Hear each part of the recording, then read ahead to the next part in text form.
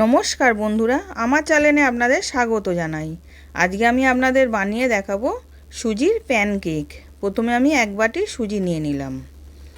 ওর মধ্যে আমি গোটা জিরে 1 চামচ দিলাম, বিট নুন দিলাম, বেকিং সোডা দিলাম 1/2 চামচ, 1/2 বাটি টক দই দিলাম। এবার সামান্য জল দিয়ে ওটা মেখে রেখে দেব 10 মিনিটের জন্যে, যাতে ওটা ভিজে নরম হয়ে যায়।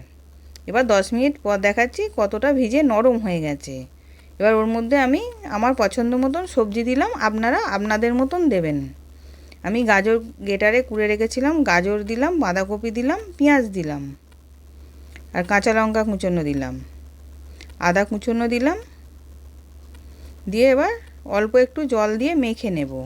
খুব পাতলাও করব না, খুব টাইটও করব না, একটুখানি ঘন ভালোই করব।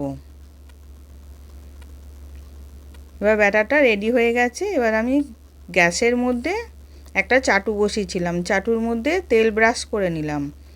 তেল ব্রাশ করে এবার 1 হাতা করে দিয়ে আমি গোল গোল করে দিয়ে দিচ্ছি।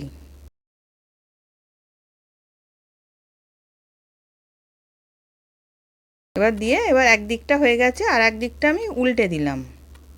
এবার উল্টে পাল্টে দুদিকটাই আমি ভেজে নেব। এবার নাবিয়ে নিচ্ছি। এবার সুজির প্যানকেক রেডি হয়ে গেছে সার্ভ করার জন্যে। আশা করছি ভিডিওটা ভালো লেগেছে। আমি হাজির হব আর এক নতুন রেসিপির সাথে।